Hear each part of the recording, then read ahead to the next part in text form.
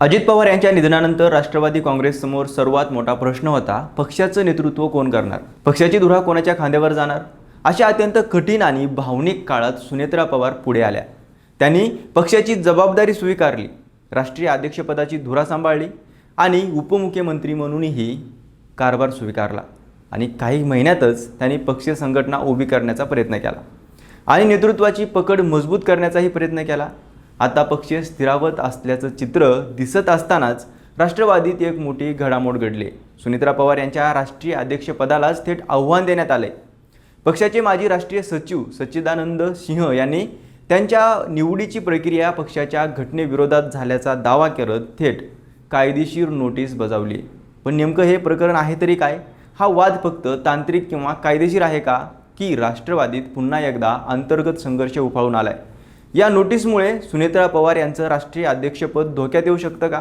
आणि या संपूर्ण घडामोडीचा राष्ट्रवादी काँग्रेसच्या भविष्यातील राजकारणावर नेमका काय परिणाम होऊ शकतो, या सगळ्या प्रश्नाची उत्तरं जाणून घेणार आहोत या व्हिडिओच्या माध्यमातून. नमस्कार, मी अमोल जाधव आणि तुम्ही पाहताय लगाव बत्ती. गेल्या काही दिवसात राष्ट्रवादी काँग्रेसमध्ये एकामागून एक अशा काही घटना घडल्या ज्यामुळे पक्षात सर्व काही अलबेल नसल्याची चर्चा पुन्हा एकदा सुरू झाली आणि आता पुन्हा एकदा या चर्चांना खतपाणी मिळाले आणि त्याचं कारण ठरले पक्षाचे माजी राष्ट्रीय सचिव सच्चिदानंद सिंह यांनी सुनेत्रा पवार यांच्या राष्ट्रीय अध्यक्षपदालाच दिलेलं कायदेशीर आव्हान. त्यानंतर पक्षाचे राष्ट्रीय सरचिटणीस ब्रिजमोहन श्रीवास्तव यांनी उघडपणे पक्षात संवादाचा अभाव असल्याचं सांगितलं आणि त्याचवेळी प्रफुल्ल पटेल यांनीही अजित पवार यांच्या निधनानंतर पक्षात मोठी पोकळी निर्माण झाल्याची कबुली दिली. या तिन्ही घडामोडीमुळे राष्ट्रवादीतील अंतर्गत राजकारण पुन्हा चर्चेत आले. अजित पवार यांच्या अचानक झालेल्या निधनानंतर सुनेत्रा पवार पुढे आल्या. त्यांनी स्वतःचं वैयक्तिक दुःख बाजूला ठेवत पक्षाची जबाबदारी स्वीकारली. त्यांच्याकडे राष्ट्रीय अध्यक्षपदाची धुरा सोपवण्यात आली आणि त्यानंतर त्यांनी उपमुख्यमंत्री म्हणूनही काम सुरू केलं. सुरुवातीला अनेकांनी त्यांच्यावर टीका केली. काहींनी त्यांना केवळ नावापुरत्या नेत्या म्हटलं, तर काहींनी त्या पक्षावर प्रभावी नेतृत्व करू शकणार नाहीत असा दावा केला. पण त्या शांत राहिल्या. त्यांनी राज्यभर दौरे केले, कार्यकर्त्यांच्या बैठका घेतल्या, संघटना पुन्हा उभी करण्याचा प्रयत्न केला आणि पक्षात स्थैर्य आणण्यावर भर दिला. मात्र पक्ष स्थिरावत असल्याचं चित्र दिसत असतानाच आता पक्षातूनच मोठा वाद समोर आलाय. पक्षाचे माजी राष्ट्रीय सचिव सच्चिदानंद सिंह यांनी थेट वकिलामार्फत सुनेत्रा पवार यांना कायदेशीर नोटीस पाठवली. त्यामुळे त्यांच्या मते 26 फेब्रुवारी 2026 रोजी झालेली सुनेत्रा पवार यांची राष्ट्रीय अध्यक्षपदाची निवड पक्षाच्या घटनेनुसार झालेली नाहीये. त्यामुळे ही निवड वैध मानता येणार नाहीये आणि अध्यक्षपदाची निवडणूक पुन्हा घेण्यात यावी अशी त्यांची मागणी आहे. सच्चिदानंद सिंह यांचा मुख्य आक्षेप प्रक्रियेवर आहे. त्यांच्या म्हणण्यानुसार पक्षाच्या घटनेनुसार राष्ट्रीय अध्यक्षाची निवड करण्यापूर्वी राष्ट्रीय कार्यकारिणीची अधिकृत बैठक होणं आवश्यक होतं. त्या बैठकीत अध्यक्षपदाची नावं निश्चित झाल्यानंतरच ते राष्ट्रीय अधिवेशनात मंजुरीसाठी मांडली जातात. पण सुनेत्रा पवार यांच्या निवडीवेळी ही प्रक्रिया पूर्णपणे पाळली गेली नाही असा त्यांचा दावा आहे. सच्चिदानंद इतक्यावरच थांबले नाहीयेत, तर त्यांनी असं सांगितलं की 3 महिन्यापूर्वीच त्यांनी पक्ष नेतृत्वाला याबाबत पत्र लिहिलं होतं. प्रक्रियेत त्रुटी असल्याचं त्यांनी निदर्शनास आणून दिलं होतं, पण त्या पत्राची कोणतीही दखल घेतली गेली नाही, उत्तरही मिळालं नाही. त्यामुळे अखेर कायदेशीर नोटीस पाठवण्याशिवाय पर्याय उरला नाही. आता न्यायालयाने निवड योग्य असल्याचं सांगितल्याशिवाय आपण माघार घेणार नाही अशी भूमिका त्यांनी घेतली आहे. पण हा वाद फक्त या प्रक्रियेचा आहे का, की त्यामागे आणखी काही राजकारण दडलं आहे?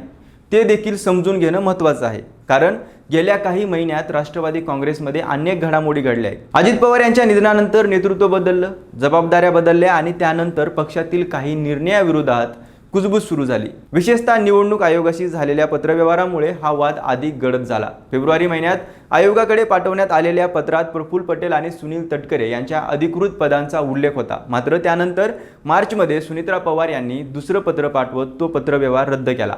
नव्या पत्रात प्रफुल्ल पटेल यांचा उल्लेख केवळ राज्यसभेचे गटनेते आणि सुनील तटकरे यांचा उल्लेख लोकसभेचे गटनेते असा करण्यात आला. त्यांच्या संघटनात्मक पदाचा उल्लेख करण्यात आला नाहीये. 4 महिने उलटून गेले पण हा संभ्रम अद्याप दूर झालेला नाही. निवडणूक आयोगाला नव्याने कोणता पत्रव्यवहार झाला का, या प्रश्नाचं उत्तरही स्पष्टपणे पक्षाने दिलेलं नाहीये. त्यामुळे वरिष्ठ नेत्यांमध्ये मतभेद आहेत का असा प्रश्न त्याचवेळी उपस्थित झाला होता. याच काळात आणखी एक चर्चा सुरू झाली. पक्षातील निर्णय प्रक्रिया काही मोजक्या लोकांपुरती मर्यादित होत चालली आहे का? अनेक वरिष्ठ नेत्यांना विश्वासात घेतलं जात नाहीये का? संवाद कमी झालाय का? असे प्रश्न पक्षाच्या आतूनच उपस्थित होऊ लागले। या पार्श्वभूमीवरच सच्चिदानंद सिंह यांची नोटीस समोर आल्याने हा केवळ कायदेशीर मुद्दा नसून त्यामागे अंतर्गत असंतोष आहे का अशी चर्चा सुरू झाली। या सगळ्या घडामोडीमध्ये राष्ट्रवादीचे कार्याध्यक्ष प्रफुल्ल पटेल यांनीही प्रतिक्रिया दिली आहे। त्यांनी स्पष्ट सांगितलंय की या नोटीसशी माझा काही संबंध नाहीये। सुनेत्रा पवार यांची निवड पक्षाच्या घटनेनुसारच झाली आहे। नोटीसला फारसं महत्त्व देण्याचं कारण नाहीये। मात्र त्याच वेळी त्यांनी एक महत्त्वाची गोष्ट मान्य केली। अजित पवार यांच्या निधनानंतर पक्षात मोठी पोकळी निर्माण झाली आहे आणि ती भरून काढण्यासाठी काही संघटनात्मक सुधारणा करणं आवश्यक आहे असं त्यांनी म्हटलंय। दुसरीकडे पक्षाचे राष्ट्रीय सरचिटणीस ब्रिजमोहन श्रीवास्तव यांनी मात्र वेगळाच मुद्दा मांडला। त्यांच्या मते सुनेत्रा पवार यांच्या नेतृत्वाला विरोध नाहीये, पण पक्षात संवादाचा अभाव निर्माण झालाय। सच्चिदानंद सिंह यांनी आधी पत्र पाठवलं, चर्चा करण्याचा प्रयत्न केला, पण त्यांना प्रतिसाद मिळाला नाही, त्यामुळे हा वाद निर्माण झाला। त्यांनी आणखी एक महत्त्वाचं विधान केलं। त्यांच्या मते सुनेत्रा पवार, प्रफुल्ल पटेल आणि सुनील तटकरे यांच्यातही पुरेसा संवाद होत नाही। कार्यकर्ते आणि पदाधिकाऱ्यांच्या प्रश्नावर वेळेवर चर्चा होत नसल्यामुळे असंतोष वाढत आहे। म्हणजेच हा वाद केवळ अध्यक्षपदाच्या प्रक्रियेपुरता मर्यादित नसून पक्षातील संवाद व्यवस्थेवरील प्रश्न उपस्थित करत आहे। यासोबतच अजित पवार यांच्या काळात पक्षातील बहुतांश निर्णय एका मजबूत नेतृत्वाखाली आणि वेगाने होत होते। प्रत्येक स्तरावर संवाद होता। जिल्हा अध्यक्षापासून ते खासदारांपर्यंत सर्वांना थेट नेतृत्वाशी संपर्क साधता येत होता। पण त्यांच्या निधनानंतर नेतृत्वाची शैली बदलली आणि त्याच वेळी संवाद कमी झाल्याची भावना पक्षातील काही नेत्यांमध्ये निर्माण झाली। तर ही दुसरी बाजू तितकीच महत्त्वाची आहे। अजित पवार यांच्या निधनानंतर अतिशय कठीण परिस्थितीत पक्षाला एकत्र ठेवण्याचं काम सुनेत्रा पवार यांनी केलं। त्यांनी राज्यभर दौरे केले, कार्यकर्त्यांशी संवाद साधला, संघटना पुन्हा सक्रिय करण्याचा प्रयत्न केला आणि महायुती सरकारमध्ये समन्वय राखण्याची भूमिका बजावली। त्यामुळे आजही पक्षातील मोठा वर्ग त्यांच्या पाठीशी उभा असल्याचं वरिष्ठ नेते सांगत आहेत। आणि याच कारणामुळे केवळ एका कायदेशीर नोटीसमुळे सुनेत्रा पवार यांचं नेतृत्व धोक्यात आलं आहे असा निष्कर्ष काढणं सध्या तरी योग्य ठरणार नाहीये। सध्या या प्रकरणात कोणताही न्यायालयीन निर्णय आलेला नाहीये। राष्ट्रवादी काँग्रेसनेही अध्यक्षपदाबाबत कोणताही बदल करण्याचे संकेत दिलेले नाहीये। त्यामुळे हा वाद सध्या कायदेशीर आणि संघटनात्मक प्रक्रियेपुरताच मर्यादित आहे। मात्र या संपूर्ण प्रकरणाने एक गोष्ट स्पष्ट केली आहे की अजित पवार यांच्या निधनानंतर निर्माण झालेली नेतृत्वाची पोकळी भरून काढण्या इतकंच महत्त्वाचं आव्हान म्हणजे पक्षातील संवाद, समन्वय आणि वरिष्ठ नेत्यांमधील विश्वास पुन्हा निर्माण करणं। कारण कोणत्याही पक्षाला बाहेरच्या विरोधांपेक्षा आतला असंतोष अधिक महागात पडू शकतो। आता राष्ट्रवादी काँग्रेस या नोटीसला कायदेशीर उत्तर देणार का? पक्षांतर्गत चर्चा करून हा वाद मिटवणार का? की हे प्रकरण न्यायालयात जाऊन आणखी मोठं होणार? आणि सर्वात महत्त्वाचं म्हणजे या संपूर्ण वादात पार्थ पवार कोणती भूमिका घेणार? या प्रश्नाची उत्तरं येणाऱ्या काही दिवसात स्पष्ट होतील।